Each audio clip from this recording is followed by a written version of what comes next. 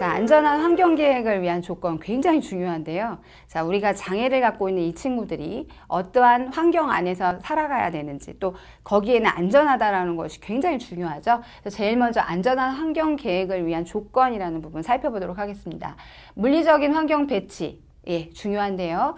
영유아의 학습과 행동은 긍정적 또는 부정적인 영향을 미칠 수가 있다라고 하는 거고요. 그 다음에 장애 영유아는 신체적으로나 정신적으로 어떨까요? 안정감을 느껴야 되겠죠. 그래서 물리적인 환경 배치 굉장히 중요하고, 또 이들이 쉽게 접근할 수 있어야 하죠. 그래서 어떻게 접근하냐면 위험하지 않는 장소에 쉽게 접근하도록 하는 거 중요하고요. 또 일일 계획과 물리적인 환경이라고 해서 예측 가능한 것, 예측 가능, 이거 어느 유형하고 관련이 되죠, 여러분? 특히 자폐 범주성 장애. 그래서 자폐 범주성 장애 친구들과 관련된 부분이었어요. 잘 예측할 수 있어야 많이 불안하지 않다 이랬죠. 그래서 가능한 한 영유아가 독립적으로 활동할 수 있는 그런 공간, 이런 것들 만들어주는 게 중요하다고 볼 수 있습니다. 또 심리적인 안정감 어때요? 내가 지금 어딘가 갔을 때 안전이 최고라면 그 다음에 심리적인 안정감도 굉장히 중요하죠. 내가 갔는데 뭔가 심지어 불안하네 여기가, 이런 생각이 든다면 거기서 즐거운 시간을 가질 수가 없어요. 자, 영유아들은 신체적으로나 심리적인 부분이 잘 안정이 되어져야 안정감을 느끼고 어떻게 보면 굉장히 안심하고 즐겁게 지낼 수 있다는 거죠. 유아교육을 하는 사람들은 영유아의 이런 신체적 안전 보장에는 많은 관심을 보이긴 해요. 앞서 봤던 이런 거, 신체적인 안전 굉장히 중요하니까. 그런데 어떤 면에서는 심리적인 안정감이라고 하는 부분에 대해서는 조금 주의를 덜 기울이더라. 그랬더니 누구에게 문제가 생겨요?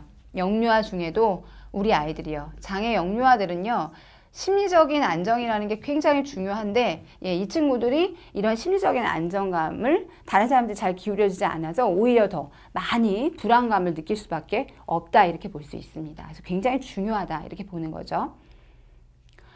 그래서 공간이나 자료를 배치하는 것, 이런 것들을 어떻게 하느냐에 따라서 질서 정연함, 그 다음에 안정성, 이런 것이 고려되어질 수 있다, 이렇게 보는 겁니다. 안정감을 느낄 필요가 있는 영유아에게는 예측 가능성을 제공해야 되겠죠. 그래서 앞서도 얘기했지만 ASD, 자폐 범주성 장애, 자폐 스펙트럼 장애 친구들 같은 경우 특히 더 그렇더라. 그 다음에 매일 같은 장소에 물건들이 놓여 있다면 영유아들은 어디에서 자료들을 찾아서 사용할 수 있고 어디에 다시 가져다 놓을지 예측할 수 있어서 안정감을 느끼게 되는 거예요. 그래서 우리 아이들이 같은 장소에 매번 여기에 이게 있고 이게 있다라는 걸 알기 시작하면 이제 내가 갖고 놀고 싶을 때 거기 가면 되죠. 그리고 또 내가 정리해야 될 때 거기다 갖다 정리하면 돼요. 이것을 알게 되는 거죠. 그래서 안정감을 느낄 수 있고요.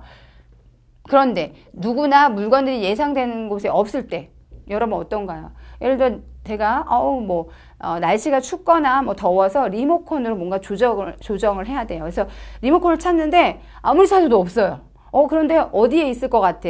그래서 내가 예를 들어 에어컨이든 아니면 난방기든 거기 뒤에 가서 이렇게 리모컨을 찾는데 거기 없네요. 그럼 어때요, 여러분? 뭔가 불안하죠. 어디 있어? 왜 어디 간 거야? 도대체 막 이렇게 찾게 되죠.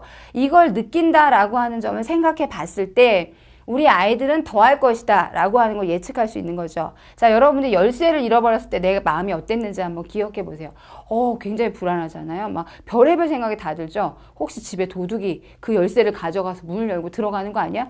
별의별 생각을 다 하게 되는 거죠. 그래서 이런 과정들을 생각해 본다면 특히 장애 영유아 중에 이런 심리적인 안정감이라고 하는 것은 그 아이들에게 얼마나 중요한 조건인가 라고 하는 걸 다시 한번 느낄 수 있습니다.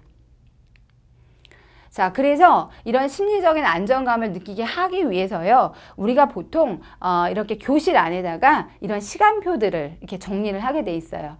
여기 있는 거 다 하겠다라고 하는 건 아니지만, 예를 들어서 자, 얘들아 오늘은 등원했지? 어린이집에 들어온 거예요. 자, 인사 나눕시다. 안녕하세요. 이제 이런 과정. 그 다음에는요, 그 다음 뭘 할 수 있을까요? 그 다음에 견학을 갈 수도 있지만, 예를 들어 자유선택 놀이를 할 수도 있고, 또 요리 활동을 할 수도 있고, 언어 활동을 할 수도 있고, 산책을 나가기도 하고, 오전 간식을 먹고, 오후 간식을 먹고, 동식을 보고, 이런 활동을 할 수 있다고 봅시다. 우리 실외 활동도 한번 할까요? 그럼 여기에 분명히 순서가 있어요. 그래서 선생님이 항상 여기에 맞는 순서들 중에 좀 바뀔 수 있는 것,